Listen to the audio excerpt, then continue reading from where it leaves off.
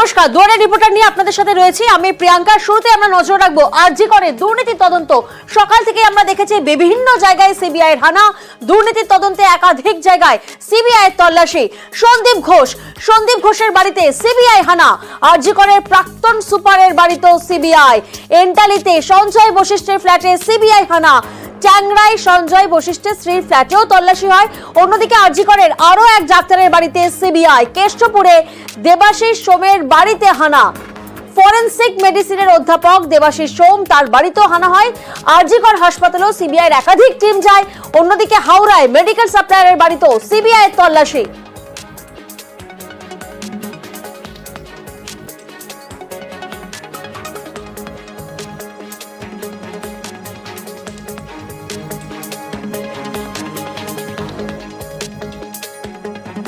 আমরা দেখেছি আজকে সকাল থেকে একাধিক জায়গায় সিবিআই এর তল্লাশি চলছে, সিবিআই হানা চলছে, কিন্তু 9 তারিখ রাতে আরজি করে তরুণী চিকিৎসকের ধর্ষণ খুন ঘটনা সিবিআই তদন্ত চলছে এবং সিবিআই তদন্তে 12টা দিন কেটেছে। কিন্তু আজ হঠাৎ দুর্নীতির তদন্তে গতি, একসঙ্গে একাধিক জায়গায় হানা সিবিআই এর। এবং এখানে প্রশ্ন উঠছে, ধর্ষণ খুনের অগ্রগতি কি, সেই তদন্তের অগ্রগতি কি? প্রতিনিধি অমিত এই মুহূর্তে আমাদের সঙ্গে রয়েছে, সরাসরি অমিতের থেকে একটু জানার চেষ্টা করি।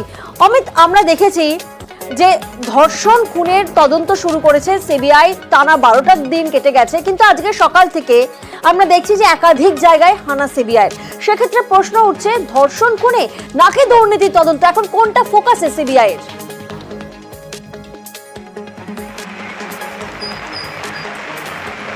দেখো, প্রথমে যে বিষয়টিতে আসা দরকার সেটি হচ্ছে 9 তারিখের ঘটনা। 9 তারিখ সন্ধ্যেবেলা কলকাতা পুলিশের তরফে আটক করে জিজ্ঞাসাবাদ শুরু করা হয়েছিল সঞ্জয় রায় নামে এক সিভিক ভলেন্টিয়ারকে। পরবর্তী সময়ে সেদিন রাতেই তিনি কনফেস করে পুলিশের কাছে এবং ক্লোজ সার্কিট ক্যামেরা ফুটেজ দেখে তথ্য প্রমাণ পেয়ে তাকে গ্রেপ্তার করা হয় এবং তারপরে এই কেস কিন্তু সিবিআই হাতে চলে যায় এবং সিবিআই কাস্টডিতে 12 দিন হওয়ার পরে ইতিমধ্যে সিবিআই যে তদন্ত করছিল তার গতি প্রকৃতি, তার তদন্ত প্রকৃতি নিয়ে কিন্তু ইতিমধ্যে প্রশ্ন উঠতে শুরু করছে। কারণ গত শুক্রবার হেফাজত যখন তার শেষ হয়েছে তখন সিবিআইয়ের তরফে সিবিআই নিজেরাই আদালতে প্রেয়ার করেছিলেন যে 14 দিনের জেল হেফাজত দেওয়া হোক। তাহলে কোথাও গিয়ে ওই দিন থেকে কিন্তু একটা প্রশ্ন উঠতে শুরু করেছিল, তাহলে তদন্তের প্রকৃতি কি হচ্ছে, গতি প্রকৃতি কি হচ্ছে, তদন্ত করতে কি তারা কি আর কিছু পেলেন না? তারপরে দেখা গেল কালকে সিবিআই তড়িঘড়ি যে এফআইআর করা হলো, এসআইটি নথিপত্র দেওয়ার পরে দুপুর 2টোর মধ্যে এফআইআর করা হলো আরজি করে দুর্নীতি নিয়ে এবং আজকে সকাল থেকে একযোগে 15টি জায়গাতে তল্লাশি অভিযান শুরু করে দেওয়া হলো। এই যে এতটা গতিতে আর্থিক দুর্নীতি তদন্ত করা শুরু হয়ে গেল এবং এইভাবে যে অভিযান চললো তা নিয়ে আন্দোলনকারী যারা আন্দোলন করেছে তারা ইতিমধ্যে প্রশ্ন তুলতে শুরু করে দিয়েছে, তাহলে কোন তদন্তকে ফোকাসে রাখতে চাইছে সিবিআই? কোথাও গিয়ে কি এই আর্থিক দুর্নীতি তদন্তকে সামনে এনে এত দ্রুত গতিতে 15টি জায়গায় অভিযান চালিয়ে তাহলে কোথাও গিয়ে কি যে মানে মূল যে মামলা অর্থাৎ নির্যাতিতার যে ধর্ষণ করে যে খুনের ঘটনা সেই তদন্ত কি আড়ালে পড়ে যাবে না? তো এই প্রশ্নই তুলছেন আন্দোলনকারীরা। সেই জায়গা থেকে আমরা দেখেছি দেশ জুড়ে আন্দোলন হচ্ছে। আমাদের শুধু কলকাতার আরজি কর থেকে শুরু হওয়া আন্দোলন, নিমেষের মধ্যে সেই আন্দোলন ছড়িয়ে গেছিল কলকাতার বিভিন্ন মেডিকেল কলেজে, রাজ্যের বিভিন্ন মেডিকেল কলেজে, বিভিন্ন হাসপাতালে। শুধু তাই নয়, দেশের বিভিন্ন প্রান্তের মেডিকেল কলেজ হাসপাতালে কিন্তু আন্দোলন হয়, বিভিন্ন জায়গা থেকে প্রোটেস্ট ওঠে, বিচার চেয়ে কিন্তু আমরা দেখেছি রাস্তায় নেমেছে সাধারণ মানুষ। সেই জায়গা থেকে আন্দোলনকারীদের এখন কিন্তু প্রশ্ন তুলতে শুরু করেছেন, তাহলে কি কোথাও গিয়ে নির্যাতিতার যে বিচার চেয়ে তারা যে আন্দোলন করেছিলেন যে মূল মামলা সেটা কোথাও গিয়ে কি চাপা পড়ে যেতে চলেছে? এই প্রশ্নই কিন্তু তুলছেন এই মুহূর্তে আন্দোলনকারীরা। একেবারে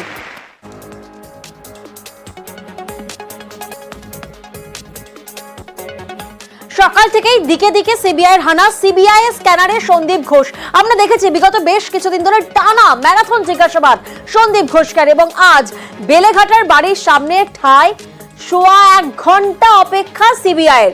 অর্থাৎ সকালবেলা সিবিআই যায় তল্লাশির জন্য, সেই সময় সিবিআই কে অপেক্ষা করতে হয় প্রায় 1.25 ঘন্টা ধরে। দরজা বন্ধ থাকায় বাড়ির বাইরে অপেক্ষায় সিবিআই এর টিম। দেখুন সেই ছবি। আর এরপরে সিআরপিএফ কে নিয়ে সন্দীপের বাড়ির সামনে ঠায় দাঁড়িয়ে থাকে সিবিআই। প্রতিনিধি অনুপ এই মুহূর্তে আমাদের সঙ্গে রয়েছেন, সরাসরি অনুপের থেকে একবার জানার চেষ্টা করি। অনুপ, যে ছবি আমরা দেখছি সন্দীপ ঘোষের বাড়ির সামনে অপেক্ষায় সিবিআই এর টিম, সেক্ষেত্রে প্রশ্ন উঠছে কতটা প্রভাবশালী সন্দীপ যে সিবিআই কে অপেক্ষা করাতে পারেন সন্দীপ ঘোষ, এবং এই মুহূর্তে এখনো কি তল্লাশি চলছে?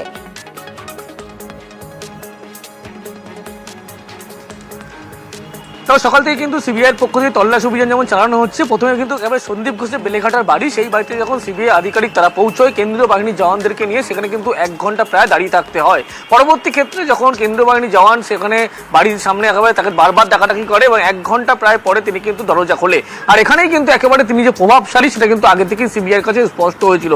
এর আগে যখন একাধিকবার তাকে জিজ্ঞাসাবাদ করা হয়েছিল, কিন্তু সেক্ষেত্রে সেদিন খুন এবং ধর্ষণের মামলা জিজ্ঞাসাবাদ করেছে, কিন্তু এই প্রথম একেবারে লক্ষ্য করা গেল সিবিআইয়ের পক্ষ থেকে যখন নতুন করে এফআইআর দায়ের করা হলো, সেক্ষেত্রে একেবারে সেখানে দুর্নীতির যে মামলা, সেই মামলায় কিন্তু তার বাড়িতে আজকে তল্লাশি অভিযান।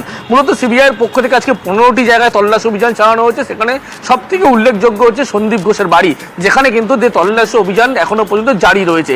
এই তল্লাশি অভিযান যে পাশাপাশি তাকে জিজ্ঞাসাবাদ করা হচ্ছে, কারণ একাধিক যে দুর্নীতির কথা উঠে আসছে, সেখানে কিন্তু সন্দীপ ঘোষের নাম সবার উপরে প্রকাশ্যে উঠেছে। তার নেতৃত্বে গোটাই দুর্নীতি চলেছে বলে এমনটাও সিবিআইয়ের কাছে বেশ কিছু তথ্য উঠে এসেছে, এবং তার বাড়িতে যে তল্লাশি করে এখনো পর্যন্ত গুরুত্বপূর্ণ বেশ কিছু নথি উদ্ধার করতে পেরেছে, এবং তার যে ঘনিষ্ঠ একাধিক ব্যক্তি তাদের বাড়িতে তল্লাশি করা হচ্ছে। শুধু তাই নয়, এক্ষেত্রে হাওড়া থেকে শুরু করে অন্যদিকে কেষ্টপুর, হানাপাড়া প্রত্যেকটি জায়গায় সিবিআইয়ের পক্ষ থেকে এই তল্লাশি অভিযান করা হয়েছে। এখনো পর্যন্ত 15টি জায়গায় তল্লাশি অভিযান হলেও বেশ কয়েকটি জায়গায় কিন্তু নতুন করে আমরা দেখেছি সকাল থেকেই দিকে দিকে একাধিক জায়গায় সিবিআই এর অভিযান, তল্লাশি, এবং সন্দীপ ঘোষের বাড়িতে সিবিআই এর তল্লাশি জারি।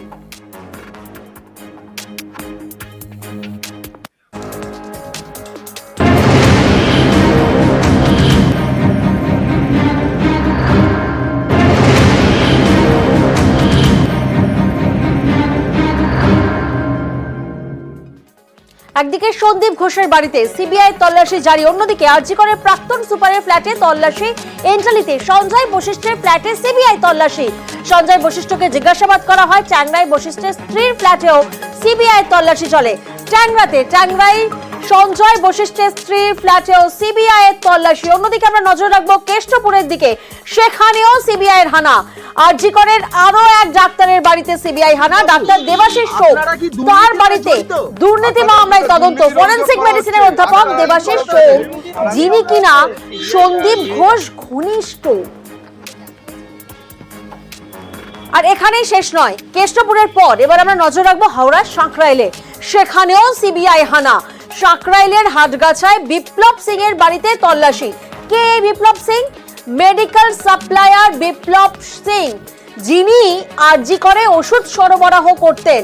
হাসপাতালের ওষুধ বাজারে বিক্রির অভিযোগ, আর সেই দুর্নীতির অভিযোগেই তল্লাশি।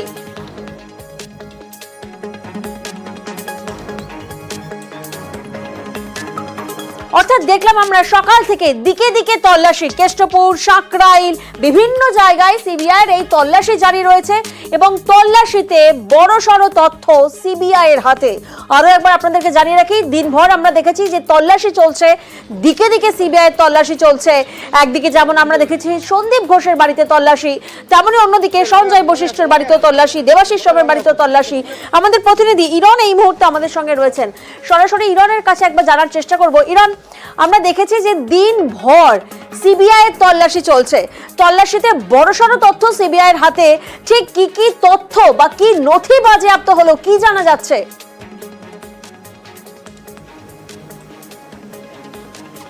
দেখো, আমি দাঁড়িয়ে রয়েছি আরজি করে। আজকে সকাল থেকে আরজি করে যে দুর্নীতির অভিযোগ হয়েছিল এবং যে সংক্রান্ত অভিযোগ দায়ের করা হয়েছে, তার পরিপ্রেক্ষিতে সিবিআই তারা কিন্তু তদন্ত শুরু করেছেন, এবং আজকে সকালবেলা সকাল 7:30 অনওয়ার্স তারা আরজি করে এসে পৌঁছন। যদিও আজকে ছুটির দিন, তাই অ্যাডমিনিস্ট্রেটিভ বিল্ডিং এবং অবশ্যই প্রিন্সিপাল অফিসে সাধারণত লোক থাকার কথা নয়, কিন্তু তারপর তাদেরকে ডেকে পাঠানো হয়। বর্তমানে যারা দায়িত্বে রয়েছেন তাদেরকে ডেকে পাঠানো হয়। তারপরে 9:15 অনওয়ার্স থেকে তদন্ত শুরু হয় এবং যাবতীয় নথি ঘেটে দেখার কাজ চলে। 12 ঘন্টা পেরিয়ে গেছে, তাও এখনও তদন্ত চলছে। প্রিন্সিপাল যে অফিস, সেখানে তারা খোঁজখবর করেন। এখানে যে প্রিন্সিপালের যে কম্পিউটার, এর আগে যে সন্দীপ ঘোষ ব্যবহার করতেন, সেই কম্পিউটার বাজেয়াপ্ত হয়েছে বলে খবর, এবং এর আগে এমএসভিপি ছিলেন সন্দীপ বশিষ্ঠ, তার কম্পিউটার এমএসডিপি বিল্ডিংয়ে সেখানে গিয়ে তার কম্পিউটার বাজেয়াপ্ত হয়েছে এবং হার্ড ডিস্ক সেগুলো নেওয়া হয়েছে এবং ফিনান্স দপ্তর এবং বিভিন্ন জায়গা থেকে তারা বিভিন্ন ডিপার্টমেন্টের স্টোর ডিপার্টমেন্ট সেখানে যান, সব জায়গা থেকে বিভিন্ন কাগজ নথি তারা সংগ্রহ করেছেন। কিছুক্ষণ আগে আমরা আরও যে দপ্তরগুলো রয়েছে একাডেমিক বিল্ডিং সেখানে দেখি এবং সেখানে গিয়েও সেখানকার আধিকারিকের সঙ্গে কথা বলতে দেখি বিভিন্ন দপ্তরে তারা যাচ্ছেন যেখানে দুর্নীতির অভিযোগগুলো রয়েছে সেই সংক্রান্ত নথি খোঁজার চেষ্টা করছেন এবং বিভিন্ন সময় যারা অতীতে এই দায়িত্বে ছিলেন তাদেরকেও ডেকে পাঠানো হয়েছে এবং তাদের সঙ্গে কথাবার্তা বলছে। এবং সিবিআই অফিসারদের যখন আমরা জিজ্ঞেস করেছিলাম যে আপনারা কি কিছু পেলেন, তারা বলেন যে আমরা অনেক কিছু পেয়েছি এবং দেখা যাচ্ছে তারা হাতে করে বেশ কিছু নথি নিয়ে যাচ্ছেন। ঠিক কি পেয়েছেন যেটা সিবিআই সূত্রে খবর, কম্পিউটার হার্ড ডিস্ক এগুলো বাজেয়াপ্ত করেছেন এবং অ্যাকাউন্টসের বেশ কিছু নথি তারা কিন্তু বাজেয়াপ্ত করেছেন। বেশ क्या सीज किया सर सीज किया চলিয়ে बहुत कुछ है बस।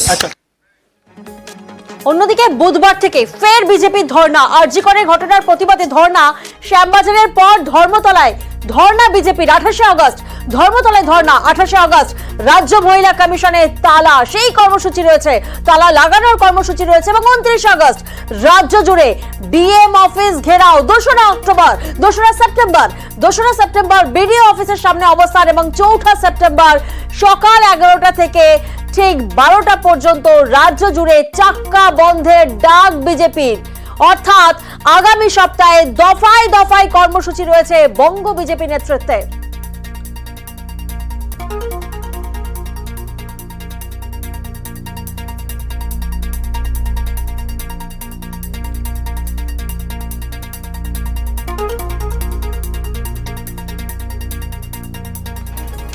আরজিকর নিয়ে সুর চড়াচ্ছে বিজেপি, পাল্টা সরব কুণাল ঘোষ। মাননীয় মুখ্যমন্ত্রী, বাংলার মানুষ চাইছে আপনার অপসারণ হোক, আপনি চলে যান, আপনি আপনার পদ থেকে পদত্যাগ করুন, আপনার দলেরই কাউকে বসান, কোনো অসুবিধা নেই। বিজেপি চায় না সরকার টপল করতে, অনেকে 356 ধারার কথা বলে। আমরা জানি 21-এর নির্বাচনের পর এমন অত্যাচার হয়েছিল হয়তো 356 ধারা জারি করা যেত, কিন্তু ভারতীয় জনতা পার্টি ফেডারেল স্ট্রাকচারে বিশ্বাস করে, ভারতীয় জনতা পার্টি গণতন্ত্রে বিশ্বাস করে। মানুষ যাকে ভোট দেয় ভারতীয় জনতা পার্টি মাথা পেতেছে, তাকে মেনে নেয়। পশ্চিমবঙ্গে যে সরকারটা চলছে তৃতীয়বারের জন্য মুখ্যমন্ত্রীর নাম মমতা বন্দ্যোপাধ্যায়। 2021 সালে মমতা বন্দ্যোপাধ্যায়কে মুখ হিসেবেই রেখে সর্বভারতীয় তৃণমূল কংগ্রেস নির্বাচনে গিয়েছিল বিধানসভা। তারপর মমতা বন্দ্যোপাধ্যায়ের নেতৃত্বে তৃণমূল কংগ্রেস আপনাদের হারিয়ে বান্ডিল করে দিয়েছে। মানুষ এখানে মমতা বন্দ্যোপাধ্যায়ের নেতৃত্বে তৃণমূল কংগ্রেসকে বাংলা পরিচালনার দায়িত্ব দিয়েছেন, আপনারা পরাজিত। ফলে পেছনের দরজা দিয়ে অরাজকতা তৈরি, সস্তা রাজনীতি, এ ধরনের খেলা খেলার চেষ্টা করবেন না। 27 আগস্ট নবান্ন অভিযান, ছাত্র সমাজের কর্মসূচির দিনই পরীক্ষার্থীদের জন্য পুলিশের বিশেষ ব্যবস্থা। এক্স হ্যান্ডেলে পোস্ট রাজ্য পুলিশের। প্রতিনিধি অর্ণব এই মুহূর্তে আমাদের সঙ্গে রয়েছেন, সরাসরি অর্ণবের থেকে একটু জানার চেষ্টা করি। অর্ণব, পরীক্ষার্থীদের জন্য পুলিশের তরফ থেকে ঠিক কি কি ব্যবস্থা করা হয়েছে? আমরা জানি যে এক্স হ্যান্ডেলে পোস্ট করেছে রাজ্য পুলিশ।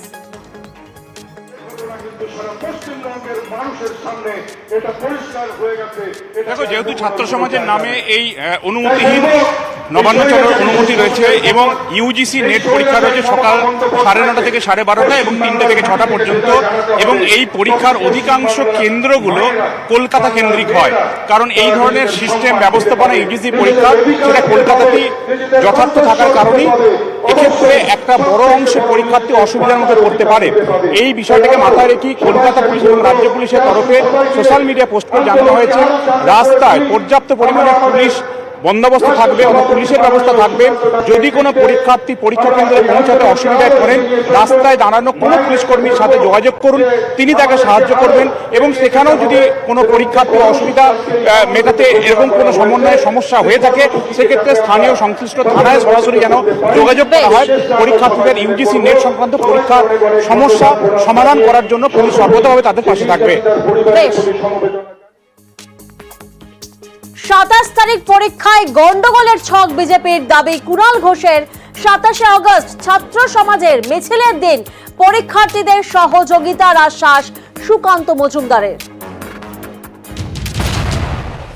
27 তারিখ পরীক্ষা রয়েছে, এখানে গন্ডগোল করার জন্য বাড়তি পুলিশের পোশাক তৈরি করা হয়েছে যাতে পুলিশকে ভুলভাবে তুলে ধরা যায়। পুলিশের পোশাক দিয়ে গুন্ডারা অপকীর্তি করবে। অন্য রাজ্য, অন্য জেলা থেকে বিশেষ গ্রুপ এখানে ঢোকানো হচ্ছে। এটা শুধুমাত্র বাংলায় অ্যানার্কি তৈরি করার জন্য, অরাজকতা তৈরি করার জন্য কোন শক্তি এই 27 তারিখকে গন্ডগোল করার চেষ্টা করছে। ছাত্র সমাজ অরাজনৈতিকভাবে এই আন্দোলনের ডাক দিয়েছে। খুব কয়েকটি সাবজেক্টেরই পরীক্ষা সেদিন আছে, উড়িয়া থেকে শুরু করে সাঁওতালি থেকে শুরু করে এরকম ল্যাঙ্গুয়েজ গ্রুপের পরীক্ষা আছে। খুব বেশি সংখ্যায় ছাত্রছাত্রী হবে বলে আমার মনে হয় না। তবুও আমি সকলের কাছে আবেদন জানাবো যারা পরীক্ষার্থী তাদেরকে বিশেষভাবে সহযোগিতা করার জন্য। আর এবার এক চাঞ্চল্যকর অভিযোগ সামনে এসেছে। দলিত সম্প্রদায় হওয়ায় এক ঘরে করে রাখা হয়েছে এক মহিলাকে। দিনের পর দিন পরিবারের রোজগার বন্ধের অভিযোগ, জল নেওয়া থেকে শুরু করে স্কুলে যাওয়া এমনটাই অভিযোগ সামনে উঠে আসছে পূর্ব মেদিনীপুরের রামনগরের সন্তোষপুর এলাকা। সেখানে দলিত সম্প্রদায় হওয়ায় এক মহিলাকে বঞ্চনার অভিযোগ সামনে উঠে আসছে। প্রতিনিধি পঙ্কজ এই মুহূর্তে আমাদের সঙ্গে রয়েছেন, সরাসরি পঙ্কজের থেকে একটু জানার চেষ্টা করব। পঙ্কজ, গুরুতর এক অভিযোগ সামনে উঠে আসছে এবং দিনের পর দিন এরকম ঘটছে। থানায় অভিযোগ দায়ের করা হয়েছে, কোনো আইনি পদক্ষেপ? দেখো, আইনি পদক্ষেপ যেখানে তোমাকে প্রথমত জানিয়ে রাখি যে রামনগর 1 নম্বর ব্লকের সন্তোষপুর এলাকার ঘটনা, যেখানে ছবি রানী জানা যে অভিযোগ করছে যেখানে যে তিনি দলিত পরিবারে হওয়ার কারণে যে স্থানীয় পাশের গ্রাম যেখানে রয়েছে শাঁখামতি গ্রাম, সেখানে গ্রামে একটি ICDS কেন্দ্র রয়েছে, সেখানে রান্না করতো, সে রান্না করাও বন্ধ করে দিয়েছে। পাশে টিউল ছিল, যেখানে নলকূপ ছিল, নলকূপে জলও খাওয়া বন্ধ, এমনকি বাড়ির মেয়েকেও তার স্কুলে যাওয়া বন্ধ করে দিয়েছে। কারণ একটাই যে তিনি দলিত পরিবারে হওয়ার। তিনি কিন্তু এই বিষয়ে প্রথম পঞ্চায়েত, পরে BDO, তারপরেই কিন্তু প্রশাসনের দ্বারস্থ হন, যেখানে রামনগর থানার দ্বারস্থ হয়ে তিনি অভিযোগ দায়ের করেন যে এই বিষয় নিয়ে তার সুরাহা করে দেওয়ার জন্য। কিন্তু প্রশাসনের পক্ষ থেকে যেটা দাবি যে প্রশাসন এসেও ইনকোয়ারি করে গেছে, যেখানে প্রশাসন জানাচ্ছেন যেখানে ওই বিষয় নিয়ে কোনো গন্ডগোল নেই, তবে অন্য কোনো গন্ডগোল আছে কিনা তা খতিয়ে দেখছেন প্রশাসন। সেক্ষেত্রে তোমাকে জানিয়ে রাখি এই ছবি রানী জানা যে স্থানীয় গ্রাম, যেখানে শাঁখামতি গ্রাম, যেখানে যে 2 জন ব্যক্তির নামে নারায়ণ জানা এবং বরুণ জানার নামে কিন্তু থানায় অভিযোগ দায়ের করেন। এই বিষয় নিয়ে যথেষ্টই কিন্তু এলাকায় কিন্তু চাঞ্চল্য ছড়ায়, যেখানে এই যে এক পরিবারে এক ঘরে করে রাখার যে রীতিনীতি যে আগের দিনের মতো সেটা এমন কিন্তু এই সময় কিন্তু দেখা যাচ্ছে এই রামনগর 1 নম্বর ব্লকের বাধিয়া গ্রাম পঞ্চায়েতে শাঁখামতি গ্রামে। শোনা যাক অভিযোগকারী এবং অভিযুক্ত ব্যক্তি কি বলছেন। সমস্যা, গ্রুপে আনতে দিচ্ছে না, আমার স্কুলে আনতে দিচ্ছে না, ছেলেমেয়েরা স্কুলে যেতে দিচ্ছে না। নারায়ণ জানা বলেছে আমার বাস্তু দিয়ে যাবে না, আর বলেছে জল কল বন্ধ। কি কারণ? কি কারণ আমি নিচু জাতির জন্য। স্কুলে কি রান্না করতেন কতদিন ধরে? যতদিন গ্রুপ চালাচ্ছি, দীর্ঘদিন ধরে রান্না করছি। হঠাৎ করে বন্ধ করে দিয়েছি? হঠাৎ করে বন্ধ করে দিয়েছি। তোকে স্কুলে যেতে দিচ্ছে না কেন? আমরা নিচু জাতির জন্য। কি বলছে? বলছে জল আনতে দিবে না, স্কুল যেতে দিবে না। কতদিন ধরে স্কুল যাচ্ছিস না? 25 দিন। সবাই স্কুল যাচ্ছে, তুই বাড়িতে এসেছিস, কেমন লাগছে? ভালো লাগছে না, সবাই যাচ্ছে আমি যাচ্ছি না, ভালো লাগছে না। আমি সেসব কিছু জানি না, গ্রুপ জানে। ওদের গ্রুপ আমাকে অঞ্চল থেকে চিঠি দিয়েছিল যে এই গ্রুপ রান্না করবে, তাছাড়া আমি কিছু জানি না। রান্না করতে আসছে না কোনো শুনেছেন? না, কিছু শুনিনি। কতদিন ধরে রান্না করতে আসছে না? তাও আমি জানি আমার রান্না করবে, গ্রুপে আসছে রান্না করছে, আমার দেখা দরকার নেই। আমার তো রান্না, বাচ্চাদেরকে খেতে দেওয়া, এইটাই আমি মেন। আমার কে আসছে না আসছে আমিও দেখি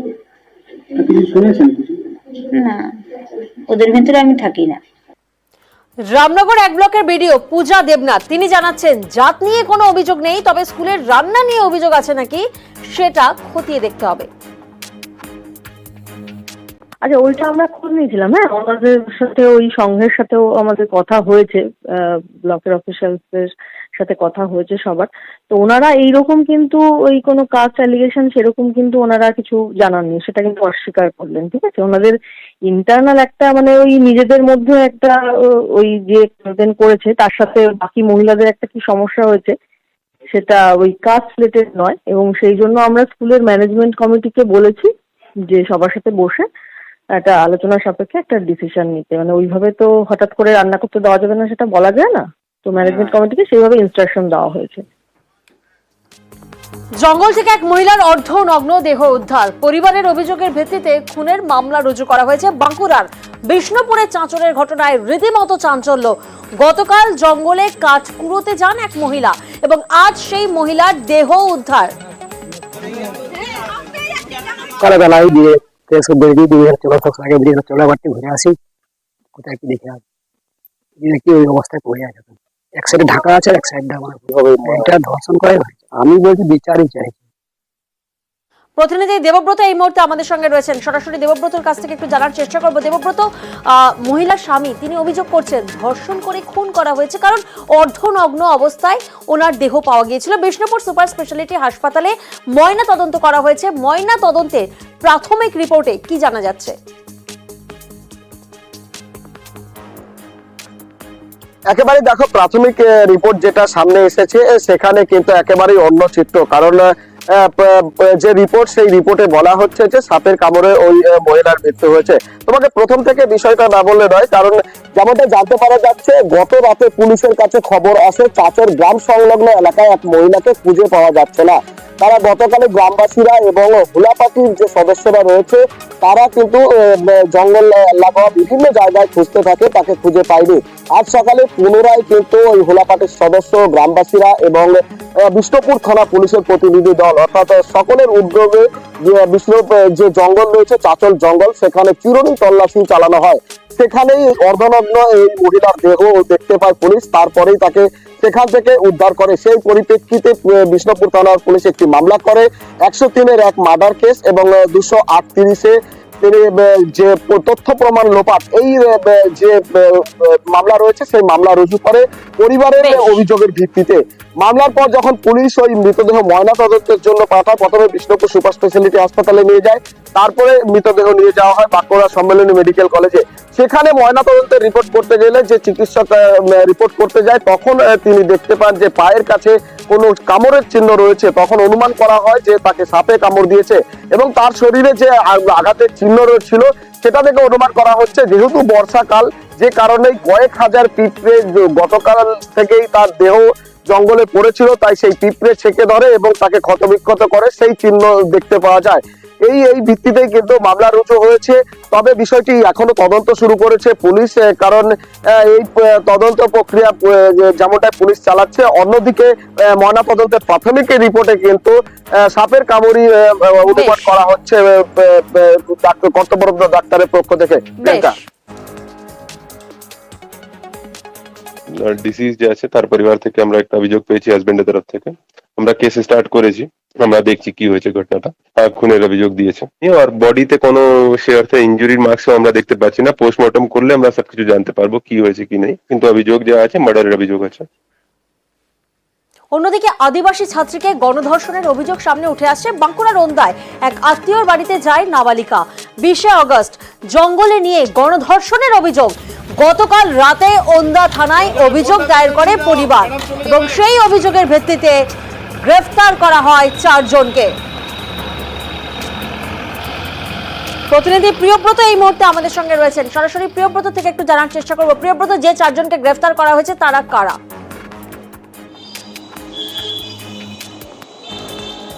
দেখো, তারা কিন্তু পাশের গ্রামেরই মানে 4 জনই আদিবাসী এবং এই যে যুবকরা তারা কিন্তু বলা চলে যে যেভাবে তরুণীকে টেনে নিয়ে গেছে এবং জঙ্গলের ভিতরে ঢুকিয়ে নিয়ে যে অত্যাচার করেছে, সেই ছাত্রীকে যেভাবে অত্যাচার করা হয়েছে তার পরিবারের লোকজন চাইছেন কিন্তু দৃষ্টান্তমূলক শাস্তি করা হোক এবং সেই কারণেই তারা অনা থানায় অভিযোগ দায়ের করেছেন। কিন্তু ঘটনার সূত্রপাত কিন্তু 20 আগস্ট, যেদিন ওই ছাত্রী সিমলাপালে বাড়ি তিনি এসেছিলেন অনা থানা এলাকায় তার পরিবার আত্মীয়ের কাছে এবং সেখানে থেকেই বেড়াতে বেরিয়েছিলেন বিকেল বেলায় এবং ফেরার সময় এই আদিবাসী 4 জন যুবক যাদের বিরুদ্ধে অভিযোগ করা হয়েছে অনা থানাতে, তারা টেনে নিয়ে গিয়ে জঙ্গলে নিয়ে যেয়ে তাকে ধর্ষণ করেছে এমনটাই অভিযোগ করা হয়েছে এবং এই ভিত্তিতে কিন্তু পক্সো আইনে মামলা রুজু করা হয়েছে, নতুন যে আইন করা হয়েছে। এবং যারা পরিবারের লোকজন তারা দাবি করছেন প্রথমে কিন্তু ওই ছাত্রী ভয়ে বা লজ্জায় হোক এই অভিযোগ কিন্তু করতে চায়নি, পরে কিন্তু শারীরিক কিছু অসুবিধা থাকার কারণেই তারা কিন্তু অভিযোগ করেন এবং গতকাল অভিযোগ হওয়ার পর কিন্তু আজ সকালই তাদেরকে অনাথ থানার পুলিশ অ্যারেস্ট করে এবং তাকে আজকে বাঁকুড়া আদালতে তোলা হয় এবং 2 দিনের জেল হেফাজতের নির্দেশ দিয়েছে আদালত। প্রিয়াঙ্কা, 4টে ছেলে আমাদের মেয়েটাকে জঙ্গলের মাঝ দিকে টেনে নিয়ে যায়। 2 দিনের পরে জানিয়েছে তো অসুবিধা লাগছে, সেই জন্য জানিয়েছে। দিদারাকে বলছে, আমাকে তো বলেনি। কবে হয়েছে ঘটনাটা? 20 তারিখে। কজন মিলে ধর্ষণ করেছে? 3 জন মিলে, আর একজন দাঁড়িয়ে দেখেছে। ছেলেগুলোকে চিনতেন আপনারা? 4 জনই পাশের গ্রামে।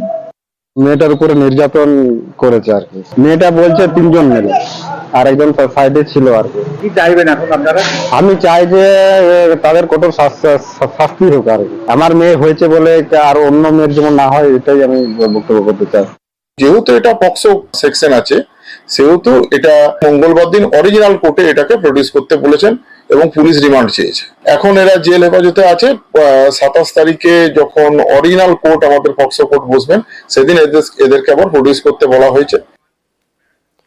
আর এবার আমরা নজর রাখবো বারুইপুরের দিকে। সেখানে যে অভিযোগ সামনে আসছে যে পুকুর বুঝিয়ে বহুতল নির্মাণ করা হয়েছে। বারুইপুরে পুকুরে বহুতল নির্মাণের অভিযোগ, যে ছবি আপনাদেরকে দেখাচ্ছি, বহুতল নির্মাণের অভিযোগ, তাও আবার জলাজমিতে নির্মাণের জেরেই তো বহুতল ভেঙে পড়ার আশঙ্কাও রয়েছে। প্রতিনিধি অর্পণ এই মুহূর্তে আমাদের সঙ্গে রয়েছেন, সরাসরি অর্পণের থেকে একবার জানার চেষ্টা করব। অর্পণ, পঞ্চায়েতের এলাকাতে কিভাবে এভাবে বহুতল নির্মাণ হচ্ছে জলাজমিতে, পুকুর ভরাট করে, প্রশাসনের নজরে কি আসছে না? একদমই ঠিক, এই প্রশ্নটাই তুলছেন এলাকার মানুষজন। নবগ্রাম পঞ্চায়েত এবং চরণ এলাকায়, এই নবগ্রামের চরণ এলাকায় রাস্তার ধারে পুকুরের ওপরে এই বহুতল নির্মাণ হচ্ছে এবং সেখানে দোকান তৈরি হচ্ছে বলে যারা এই নির্মাণ করছেন তারা জানাচ্ছেন। এবং তাদের আরও বক্তব্য যে তারা পঞ্চায়েতের কাছে পারমিশনের জন্য আবেদন করেছেন, তারা পারমিশন পেয়ে যাবেন। এর পাশাপাশি তারা বলছেন যে জমিতে তারা এই দোকান বানাচ্ছেন বা বহুতল তৈরি করছেন, সেই দোকান তৈরির জন্য তারা অনুমোদন চেয়েছেন এবং পঞ্চায়েতের পক্ষ থেকে জানানো হচ্ছে যে এই বিষয়ে তারা এখনো পর্যন্ত কিছু জানেন না এবং তারা যে জমিতে এই নির্মাণ করছেন সেই জমি শালি জমি, কিন্তু দেখা যাচ্ছে যে সেখানে পুকুর রয়েছে এবং যে বাড়ি বানানো হচ্ছে সেই বাড়ির মধ্যে কিন্তু এখনো পর্যন্ত জল জমে রয়েছে এবং পুকুর, সেটা স্পষ্ট দেখা যাচ্ছে। তবে প্রশাসনিক ভাবে এই খবর আমরা যাওয়ার পরেই তারা যেটা জানাচ্ছেন যে এই বিষয়ে তারা খবর নেবেন। এর পাশাপাশি যদি তারা দেখেন যে এটি পুকুরের উপরে তৈরি হতে, তাহলে তারা আইনানুগ ব্যবস্থা গ্রহণ করবেন। বারুইপুর পঞ্চায়েত সমিতির সভাপতি তিনি বলেছেন বিষয়টি খতিয়ে দেখা হবে এবং নবগ্রাম পঞ্চায়েতের পক্ষ থেকে জানানো হয়েছে যে এই ঘটনা তারা এখনো পর্যন্ত জানেন না, এই বিষয়ে তারা খোঁজ খবর নেবেন। এবং এখানেই স্থানীয় মানুষজন তারা অভিযোগ করছেন যে রাস্তার ধারে প্রকাশ্যে কিভাবে পুকুরে এই বহুতল নির্মাণ হচ্ছে। বেশ, আমাদের কাগজপত্র সব আছে, শালি সম্পত্তির কাগজ আছে, আর এখান থেকে কেটে নিয়ে আমরা গাছের গোড়ায় মাটি যদি দিই, শালি সম্পত্তি আমাদের কাগজপত্র সবই আছে। পঞ্চায়েতে পারমিশন করতে কাগজ দেওয়া জমা আছে, পঞ্চায়েতে মিটিং হলে আমাদের পারমিশন চলে আসবে। হ্যাঁ, পঞ্চায়েতকে জানি, আমাদেরকে বকাবকি করেছে পঞ্চায়েত থেকে। আমাদের শালি সম্পত্তি কি আমাদের পুকুর কি ডোবা, সেটা আইন প্রশাসন এসে দেখুক না আমাদের কাগজটা। আমি এটা দেখব, দেখে সত্যি যদি পুকুরের ওপরে বাড়ি হয়ে থাকে বা রেকর্ডে পুকুর থেকে থাকে, তাহলে আমি লোকাল পঞ্চায়েতকে বলবো যে এটার ব্যবস্থা নেওয়ার জন্য, আইনি ব্যবস্থা নেওয়া হবে। আর এবার আমরা নজর রাখবো নকশালবাড়ির দিকে। নকশালবাড়ির হাতে ঘিসায় সেখানে জমি দখলের অভিযোগ সামনে উঠে আসছে। আর অভিযোগ কার বিরুদ্ধে? অভিযোগ তৃণমূল নেতার দাদার বিরুদ্ধে। নথি জাল করে জমি ও টাকা হাতানোর অভিযোগ। জমি দখলের অভিযোগে গ্রেফতার তৃণমূল নেতার দাদা। প্রতিনিধি বিশ্বজিৎ এই মুহূর্তে আমাদের সঙ্গে রয়েছেন, সরাসরি বিশ্বজিতের থেকে একটু জানার চেষ্টা করি। বিশ্বজিৎ, তৃণমূল নেতার দাদার এই হেন দাদাগিরির কারণ কি? মূলত কোন কোন অভিযোগ বিরুদ্ধে? দেখো, এই তৃণমূল কংগ্রেস নেতার দাদা এক কথায় বলতে গেলে প্রভাবশালী ব্যক্তিত্ব এবং 2022 সালে তিনি আদিবাসী জমি বিক্রি সংক্রান্ত বিষয়েও কিন্তু গ্রেপ্তার হন এবং জামিনে মুক্ত হয়ে প্রায় 2 বছর ধরে বিভিন্ন জায়গায় কিন্তু পুলিশ তাকে খোঁজ চালাচ্ছিল আরও বেশ কিছু জমি সংক্রান্ত বিষয় অভিযোগ নিয়ে। এবং দেখা যায় গতকাল রাতেই কিন্তু পুলিশ এই অভিযুক্তকে গ্রেপ্তার করেছে। আজকে শিলিগুড়ি মহকুমা আদালতে তুলে 5 দিনের রিমান্ড নিয়েছে। মূলত বিভিন্নভাবে জাল নথিপত্র বানিয়ে মধ্যস্থতার ভূমিকা পালন করত এই সুশীল ঘোষ এবং তাকেই গ্রেপ্তার করা হয়েছে। পাশাপাশি তার নামে কিন্তু বেশ কিছু জমি সংক্রান্ত বিষয়ে কিন্তু অভিযোগ রয়েছে। জাল ডিড বানানো, কখনো মধ্যস্থতা ভূমিকা পালন করা, কখনো বাবা মানুষকে দাঁড় করিয়ে জমি বিক্রি করে দেওয়া।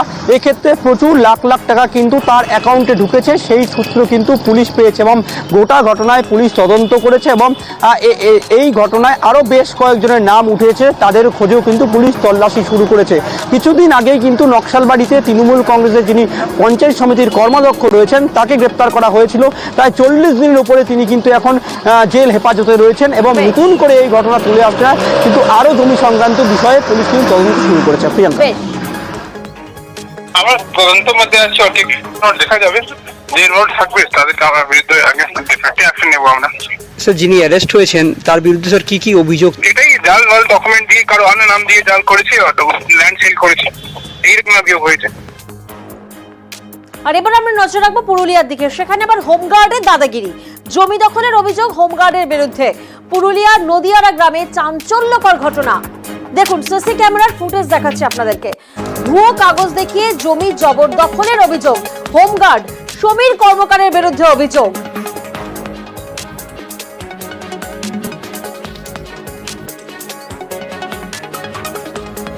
বাড়িতে হামলার পাল্টা অভিযোগ সমীর কর্মকারের। হোমগার্ডের বাড়িতে হামলার পাল্টা অভিযোগ, সিসি ক্যামেরার ফুটেজ দেখিয়ে অভিযোগ।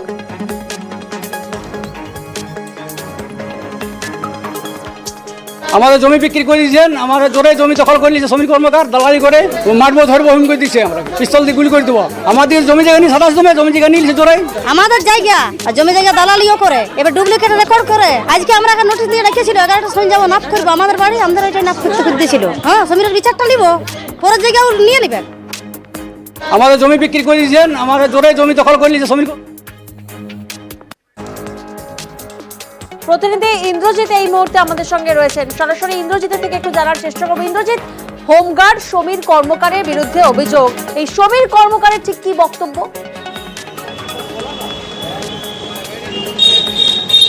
দেখো, একদিকে যখন গ্রামবাসীদের অভিযোগ হচ্ছে যে একেবারেই ভয় দেখিয়ে জোর করে জমি দখল করে নিচ্ছে এই হোমগার্ড, স্পেশাল হোমগার্ড সমীর কর্মকার, অন্যদিকে পাল্টা অভিযোগ সমীর কর্মকার করেছে। তার অভিযোগ যে তার বাড়িতে হামলা চালায় এবং তার স্ত্রীকে এবং তার ভাইকে মারধর করে গ্রামেরই কয়েকজন এবং বাড়িতে সেই সিসিটিভির ফুটেজ আমাদের হাতে তুলে দেয়। একদিকে সমীর কর্মকার অভিযোগ করছে তার বাড়িতে হামলা চালায়, অন্যদিকে গ্রামবাসীরা অভিযোগ করছে হোমগার্ডের বিরুদ্ধে, স্পেশাল হোমগার্ডের সমীর কর্মকারের বিরুদ্ধে অভিযোগ করছে যে সে ভুয়ো কাগজ দেখিয়ে জমি দখল করার চেষ্টা করছে এবং পুলিশের ভয় দেখাচ্ছে। একদিকে অভিযোগ করছে সমীর কর্মকার যে তার জমিতে সে মাপ করতে গিয়েছিল, গ্রামবাসীদের দাবি এই জমি আমাদের জোর করে দখল করে নিচ্ছে। অন্যদিকে গুরুতর অভিযোগ করেছে এই পুলিশ কর্মী যে অভিযোগ হোক থানাতে, কিন্তু তার বাড়িতে কেন হামলা চালাবে, তার স্ত্রীকে বা তার ভাইকে কেন মারধর করা হবে। তার ভাইয়ের সিটি স্ক্যান করা হয়েছে পুরুলিয়া মেডিকেল কলেজ হাসপাতালে, তিনি চিকিৎসাধীন ছিলেন এবং তার স্ত্রীকে যে মারধর করেছে সেই একেবারেই সিসিটিভি ফুটেজ তিনি তুলে দিয়েছেন। যদিও পুরুলিয়ার মফস্বল থানার পুলিশ উভয় পক্ষকে ডেকে পাঠিয়েছে, উভয় পক্ষের কাছে কমপ্লেন নিয়ে বিষয়টি তদন্ত করে দেখবে এবং এই জমি কার বা কি কারণে বা এই যে সিসিটিভি ফুটেজ, এই ফুটেজও খতিয়ে দেখবে এবং তার বিরুদ্ধে ব্যবস্থা নেবে। প্রিয়াঙ্কা, বেশ, এটা স্যার গ্রামবাসীর ব্যাপারে নয়, এটাতে দু একজন আছে রয়েছে স্যার, যেটার নাম হচ্ছে সুরেশ গোরাই, হ্যাঁ, বিষ্ণু রাজওয়াড় আর বিপিন গোরাই। এদের একটা ষড়যন্ত্র স্যার। আমার বাড়িতে ঢুকে নিয়ে আমার বাড়িতে স্যার আমার বিশেষকে মারামারি করে, সোনার চেনটা নিয়ে যায়, কানেরটা নিয়ে যায় এবং আমার ভাইকে মারামারি করে। আমার ভাইকে সদর হসপিটালে নিয়ে এসেছি স্যার। আমার তো ওখানে গ্রামে অনেক জমি লিয়ে আছে স্যার, জমি তো রয়েছে এবং যে ব্যক্তিরা আমার বাড়িতে এসে ঝামেলা করেছে তাদের কোনো জমি নেই। আর এবার আমরা নজর রাখবো খড়গপুরের দিকে। সেখানে আবার একটা প্রতারণা চক্রের কীর্তি ফাঁস হয়েছে। কি না, ভুয়ো চাকরি, আর ভুয়ো চাকরির জন্য একেবারে ভুয়ো ইন্টারভিউ বোর্ড সাজানো হয়। খড়গপুর, সেখানে প্রতারণা চক্রের কীর্তি ফাঁস। খড়গপুরের ক্লাবের ভেতরেই প্রতারণার কারবার চলতো। প্রতিনিধি শঙ্কর এই মুহূর্তে আমাদের সঙ্গে রয়েছেন। শঙ্কর, কিভাবে এই প্রতারণা চক্র কাজ করতো? দেখো প্রিয়াঙ্কা, যেটা জানা যাচ্ছে যে খড়গপুর পুরসভার 15 নম্বর ওয়ার্ডের একটি এলাকাতে একটা ক্লাব ঘর, সেখানে বেশ কয়েকজনকে ডেকে সেইখানে বলা যায় যে রাজ্যের বিভিন্ন প্রান্ত থেকে কয়েকজন যুবককে ডাকা হয়েছিল। সেইখানে ভিড় দেখে এক যুবকের সন্দেহ হয়, এরপরেই তিনি সে খড়গপুর টাউন থানাকে একেবারে ফোন করে জানায়। খড়গপুর টাউন থানা যখন এসে জানতে পারে তখন একেবারে চক্ষু চড়কে যায়। জানা যায় যে সাউথ ইস্টার্ন রেলওয়ের বিভিন্ন পদে চাকরি, রেলের চাকরির নাম করে সেখানে ইন্টারভিউ চলছিল। আর ইন্টারভিউ করা নিচ্ছিলেন, কেউ এসেছিলেন বিহার থেকে, কেউ এসেছিলেন দিল্লি থেকে এবং কেউ ছিলেন খড়গপুর থেকে। এরকম 5 জনকে গ্রেপ্তার করে খড়গপুর টাউন থানায় নিয়ে গেছে। এরপরে জানতে পারে যে ভুয়ো ইন্টারভিউ দেওয়ার নাম করে ওই ক্লাবে তাদেরকে ডাকা হয়েছিল এবং পুলিশ তাদেরকে ধরে রীতিমতন সেখানে নিয়ে যায় এবং এই নিয়ে তদন্ত শুরু করেছে খড়গপুর টাউন থানা যে এর মধ্যে কোনো রেলের আধিকারিক বা কেউ জড়িয়ে আছে কিনা, যে এত বড় একেবারে যে কোনো বড় মাথা জড়িয়ে আছে নাকি সেই নিয়েই এখন তদন্ত চলছে।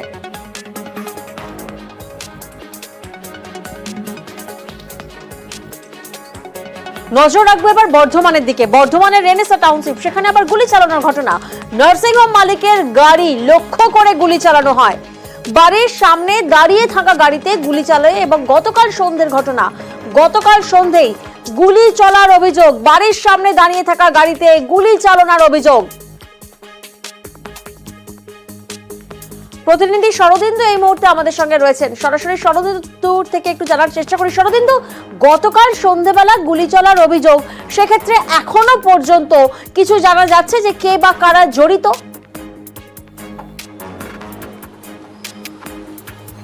দেখো, এই যে গুলি চালানোর ঘটনাটি সামনে আসে আজ সকাল 10:30 নাগাদ। এটা রেনেসা টাউনশিপের 6 নম্বর ইনার রিং রোডে এই ঘটনা ঘটেছে এবং গাড়ির মালিক গতকাল সন্ধ্যাবেলায় দেবজিৎ ঘোষ তিনি গাড়িটি রেখে বাড়িতে ঢুকেছিলেন। আজ সকালে তিনি যখন কর্মক্ষেত্রে যাচ্ছেন তখনই এই নজরে আসে যে পেছন দিক থেকে পেছনের কাছে গুলি মারা হয় এবং সেটি পেছনের বাঁ দিকের যে দরজা সেখান পর্যন্ত সেদিক দিয়ে বেরিয়ে যাওয়ার চেষ্টা করে। প্রায় পেছন থেকেই গুলি করা হয়েছিল বলে মনে করা হচ্ছে। এখন এই গুলি গতকাল মধ্যরাতে করা হয়েছে এমনটাই অনুমান করছেন সকলে। স্বাভাবিকভাবেই যে কি কারণে এই গুলি করা হলো তা খতিয়ে দেখছে পুলিশ, কারণ এই ব্যবসায়ী নার্সিংহোম মালিক তার অন্য কারোর সঙ্গে ব্যবসায়িক কোনো শত্রুতা হয়েছিল কিনা, সেই কারণেই কেউ হুমকি দিয়ে এই গুলি করলো কিনা সেটা যেমন খতিয়ে দেখা হচ্ছে। পাশাপাশি খতিয়ে দেখা হচ্ছে যে দুষ্কৃতীরা ঢুকলো কি করে, কারণ রেনেসা টাউনশিপে ঢোকার মুখে প্রহরা থাকে, সেই প্রহরা থাকা সত্ত্বেও কিভাবে দুষ্কৃতীরা ঢুকলো এবং গুলি চালিয়ে বেরিয়ে গেল সেই প্রশ্ন কিন্তু বড় হয়ে দেখা দিয়েছে। এলাকার বাসিন্দারা তারাও কিন্তু আতঙ্কিত। তাদের বক্তব্য যে এলাকায় আরও বেশি নিরাপত্তা বাড়ানো হোক, নিরাপত্তা আঁটোসাঁটো করা হোক, সিসিটিভি ক্যামেরা বসানো হোক, আলোর ব্যবস্থা করা হোক, না হলে প্রতিদিনই বহিরাগতরা ঢুকছে এবং এই ধরনের কার্যকলাপ সেখানে বেড়েই চলেছে। এই ঘটনা তার জলজ্যান্ত প্রমাণ। স্বাভাবিকভাবেই এই যে গুলি চললো, পুলিশের ওপরে চাপ তৈরি হয়েছে, কারা এই গুলি চালালো, কে গুলি চালালো এবং সেই দুষ্কৃতী কি কারণে গুলি চালালো সেসব খতিয়ে দেখছে পুলিশ। এ ব্যাপারে পুলিশ এই যে গাড়ির মালিক দেবজিৎ ঘোষ ও পরিবারের সদস্যদের তাদের সঙ্গেও জিজ্ঞাসাবাদ করছে, তাদের সঙ্গে কথা বলছে, জানার চেষ্টা করছে যে কোন শত্রুতার কারণে এই গুলি চালানোর ঘটনা ঘটলো। তবে এইটি মধ্যরাতে এই গুলি চালানোর ঘটনাটা ঘটে এমনটাই মনে করছেন এই হচ্ছে নার্সিংহোম মালিক বা এলাকার বাসিন্দারা। প্রিয়াঙ্কা, কি মনে হচ্ছে, ইঙ্গিত বা কিছু? না, আমার তো সেরকম কারোর সঙ্গে কিছু নেই, সেরকম কিছু মনে হচ্ছে কোনো আওয়াজ শোনা গেছিল না। পাশের বাড়ির লোক বললেন যে ওনারা 2-2:30টার সময় একটা আওয়াজ শুনেছে। আমার শেষ কোনো আওয়াজ পাইনি। সিসিটিভি ফুটেজ এখনো কিছু পাইনি। আমার কাছাকাছি বাড়ির একজনের সিসিটিভি লাগানো আছে, তারটাই দেখা গেছে রাত্রি 2-3টের সময় একটা স্করপিও গাড়ি পাস করেছে, এইটুকুই। সকালবেলায় যখন আমার হাজবেন্ড নার্সিংহোমে যাচ্ছে তখন দেখছে ডান দিকে কাঁচটা ভাঙা। দাদারা তখন দেখে সব বলে এটা গুলি করা হয়েছে। তখন থানায় জানানো হলো, পুলিশ অফিসাররা এসেছিলেন, এই গেটটাকে খুলিয়ে দেখা হলো একটা বুলেট বেরিয়েছে, গুলি বেরিয়েছে। পুলিশ কি গুলির পোলটা উদ্ধার করেছে? হ্যাঁ। সিসি ক্যামেরা আছে নাকি? না, আছে ওই ধারে, এই ধারে সিসি ক্যামেরা নেই। এই লাইটটাও 5-6 দিন ধরে বন্ধ হয়ে আছে। আমার হাজবেন্ড খুবই ভালো মানুষ, তার সাথে কারো শত্রুতা থাকতে পারে এটা আমরা ভাবতেই পারি না। এখানে শান্তির জন্য এলাম, শান্তির জন্য এসে তো কিছুই মানে লাভ নেই। কয়টার সময় আপনার ছেলে এসে গাড়িটা রেখেছিল? হ্যাঁ, সকালে দেখছি 9:30টার সময়। না, নিরাপত্তা রক্ষিত আছে, নিরাপদ ঠিক করে দেখভাল করে না? না না, কোনো নিরাপদ মানে নেই দেখছি। আর এবার নজর রাখবো নন্দীগ্রামের দিকে। নন্দীগ্রামে আবার ভোট। নন্দীগ্রামে তাজপুর সমবায় কৃষি উন্নয়ন সমিতির ভোট। নন্দীগ্রামের সমবায় ভোটে জয় বিজেপির। নন্দীগ্রামের তাজপুর সমবায় কৃষি উন্নয়ন সমিতির ভোট ছিল, যেই ভোটে জয়ী বিজেপি। প্রতিনিধি সুজিত এই মুহূর্তে আমাদের সঙ্গে রয়েছেন, সরাসরি সুজিতের থেকে একটু জানা যাক। সুজিত, তাজপুর সমবায় কৃষি উন্নয়ন সমিতির ভোটে কে কটি আসন পেল?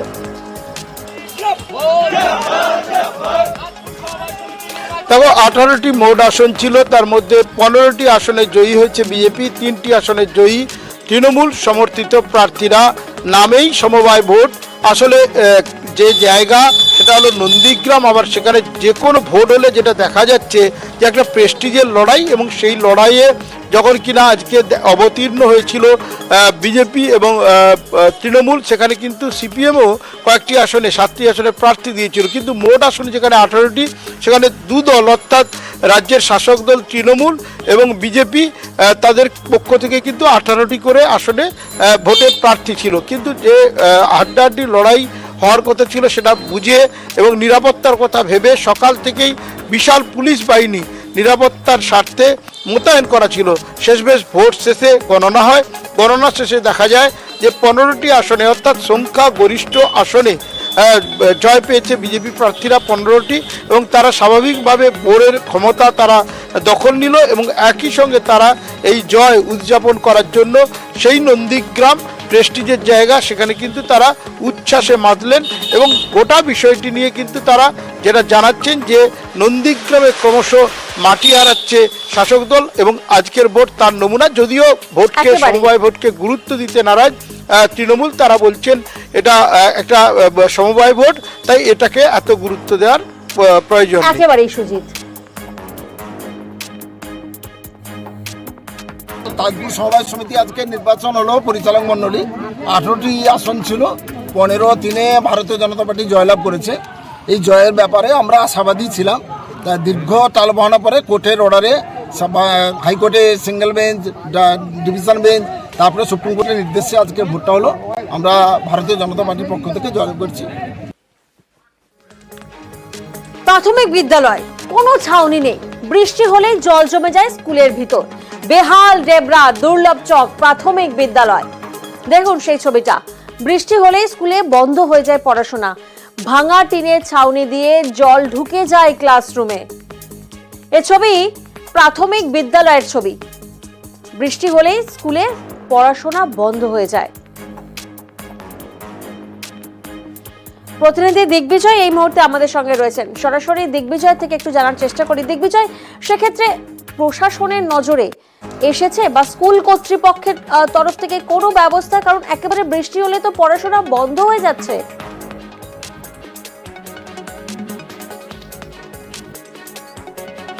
একদমই প্রিয়াঙ্কা, দেখো এই বিষয়ে আমরা ডেবরা পঞ্চায়েত রয়েছেন বাবুল চন্দ্র মন্ডলের সঙ্গে কথা বলেছিলাম।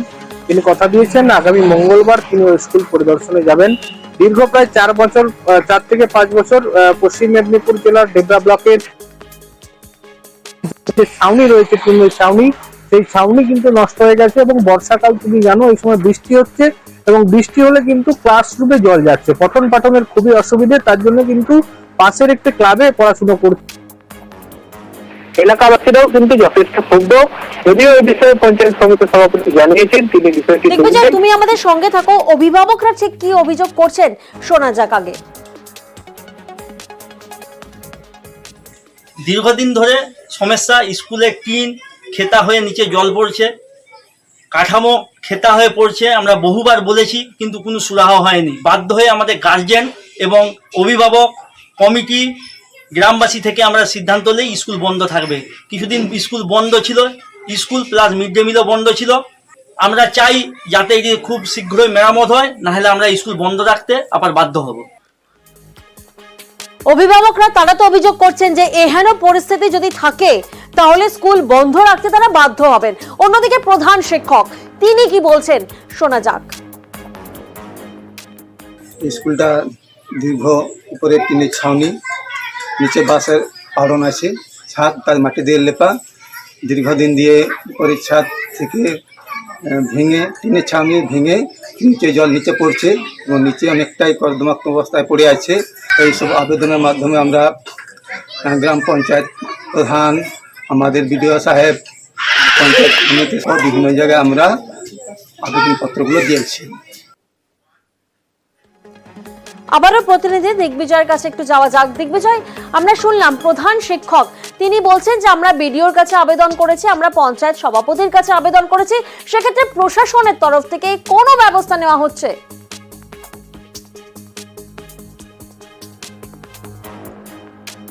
দেখো প্রিয়াঙ্কা, এ নিয়েই কিন্তু অভিভাবকরা তারা ক্ষোভে ফুঁসছে, কারণ দীর্ঘ 4 বছর ধরে তাদের এই সমস্যা তুমি শুনলে। অভিভাবকদেরও যে অভিযোগ, স্কুল কর্তৃপক্ষ কিন্তু উদ্যোগ নিয়ে বিভিন্ন জায়গায় জানিয়েছে, কিন্তু কোথাও একটা যেন কোনো রকম উদাসীনতার ভাব লক্ষ্য করা যাচ্ছে স্কুলের ক্ষেত্রে বা স্কুলের যে কাজ রয়েছে সেই কাজের ক্ষেত্রে।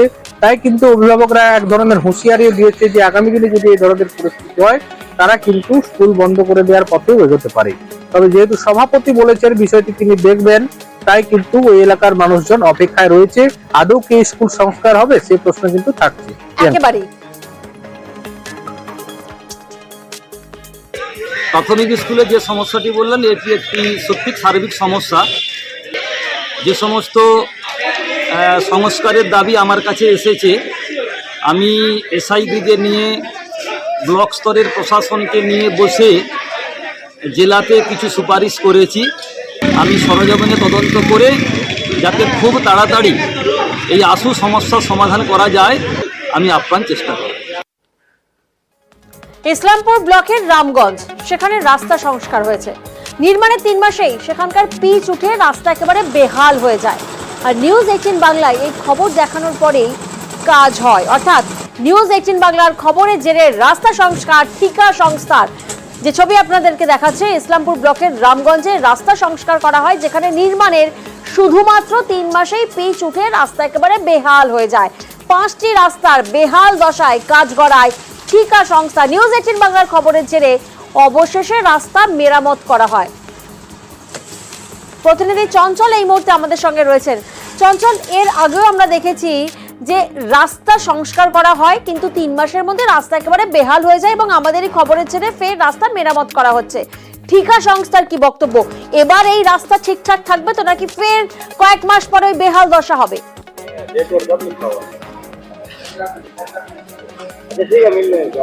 দেখো, এটাই প্রশ্ন কিন্তু ঘুরপাক করতেছে স্থানীয় বাসিন্দাদের মধ্যে। তবে তোমাকে জানিয়ে রাখি যে প্রায় 5 মাস আগে কিন্তু এই যে ইসলামপুর ব্লকের রামগঞ্জ 1 নম্বর গ্রাম পঞ্চায়েতের বসাকপাড়া এবং শাস্ত্রীনগর এইসব এলাকায় কিন্তু 5টি পদশ্রী প্রকল্পের রাস্তা কিন্তু তৈরি করা হয়েছিল। তবে 3 মাস যেতে না যেতে কিন্তু সেই রাস্তা কিন্তু ধুয়ে মুছে সাফ হয়ে যায় এবং সেই খবর মানে এলাকা বাসিন্দার যে একটা অভিযোগ উঠেছিল ঠিকাদারের সংস্থার বিরুদ্ধে, যে দুর্নীতির অভিযোগ তুলে কিন্তু সরব হয়েছিল এখানকার বাসিন্দারা। তবে সেই খবর কিন্তু সম্প্রচার করি আমরা এবং খবর সম্প্রচারে প্রায় 20 দিনের মধ্যে ঠিকাদার সংস্থা সেই কাজ শুরু করেছে। তবে তোমাকে জানিয়ে রাখি যে এই কাজ শুরু হওয়াতে কিন্তু স্থানীয় বাসিন্দারা অত্যন্ত খুশি রয়েছে এবং নিউজ 18 বাংলাকে ধন্যবাদ জানাচ্ছে। তবে প্রশাসনের সূত্রে যেটা খবর যেটা জানা গেছে যে রাস্তার অভিযোগ কিন্তু প্রশাসনের কাছেও কিন্তু করেছিল এখানকার যারা বাসিন্দা রয়েছে।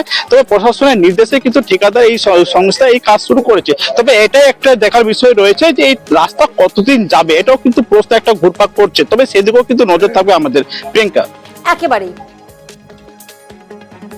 নিউজ 18 বাংলাকে ধন্যবাদ জানাই। নিউজ 18 বাংলা এসে এই রাস্তাটা যখন খারাপ হয়েছিল এসে খবর করে দিয়ে গেছিল বলে আমি ধন্যবাদ জানাই। নিউজ 18 বাংলাকে ধন্যবাদ জানাই। ওর সাথে যে কন্ডাক্টর আছে জাহিদুল দাকে অসংখ্য ধন্যবাদ জানাই। আমি জাহিদুল দাকে জানাই, জাহিদুল দা এই ঘটনা রাস্তা কিছু জায়গায় খারাপ হয়ে গেছে। জাহিদুল দা আমাকে সাথে সাথে বলে, ভাই তুমি একদম চাপ নিবে না, যেখানে খারাপ হয়েছে আমি রিপেয়ারিং করে দেবো। রাস্তার কাজ শুরু হয়েছে, রাস্তার জন্য আমরা কমপ্লেন করেছিলাম, রাস্তার কাজ ভালো হয়নি। যাই হোক, এখন আপনাদের এই নিউজ চ্যানেলে এসে আপনাদের খবরটা দিয়ে কাজটা ভালো হলো, সুখভাবে হলো বা হচ্ছে। কথায় আছে নদী পারে বাস, চিন্তা 12 মাস। কোচবিহার, সেখানে ভাঙনের আতঙ্ক। সংকোষ গঙ্গাধর নদীর পার ভাঙনে রীতিমতো চিন্তা বেড়েছে। নদী ভাঙন আতঙ্কে ঘুম উড়েছে সেখানকার বাসিন্দাদের। কোচবিহারের ভানুকুমারী এক পঞ্চায়েতের ঘটনা। দ্রুত নদী পার মেরামতের দাবি করছেন বাসিন্দারা।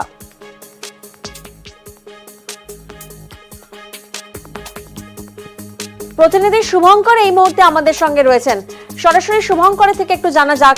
শুভঙ্কর, রীতিমতো চিন্তায় ঘুম উড়েছে স্থানীয় বাসিন্দাদের, কখন নদীগ্রাসে চলে যাবে তাদের ভিটে মাটি। প্রশাসনের তরফ থেকে কোনো বিকল্প ব্যবস্থা করা হচ্ছে?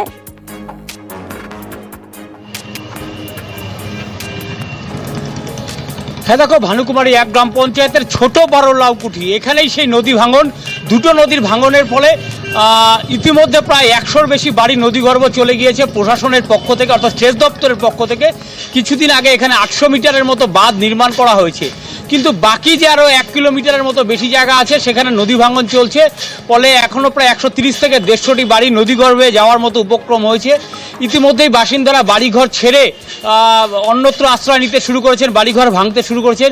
কিন্তু স্থানীয় বাসিন্দাদের যেটা দাবি যে এইভাবে তাদের কতদিন চলবে, কতদিন তারা অন্যের জমিতে আশ্রয় নিয়ে থাকবেন, তাই দ্রুত প্রশাসনের কাছে আবদার জানিয়েছেন সংস্কার করার জন্য, সেখানে বাঁধ তৈরি করার জন্য। যদিও প্রশাসনের কর্তারা জানিয়েছেন দ্রুত যাতে নদী ভাঙন রোধ করা যায় সে বিষয়ে উদ্যোগী ব্যবস্থা নেওয়া হচ্ছে। বেশ, ভিটেমাটি হারানোর আশঙ্কায় গ্রামবাসীরা দ্রুত নদী পার মেরামতের দাবি করছেন বাসিন্দারা।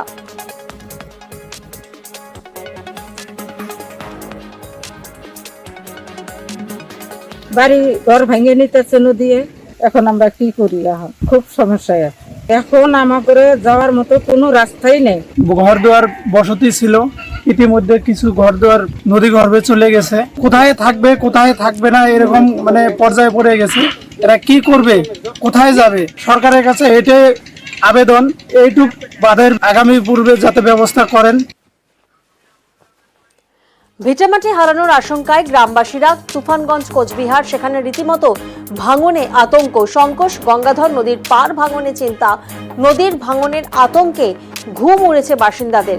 কোচবিহারের ভানুকুমারী 1 নম্বর পঞ্চায়েতের ঘটনা, দ্রুত নদী পার মেরামতের দাবি করছেন বাসিন্দারা।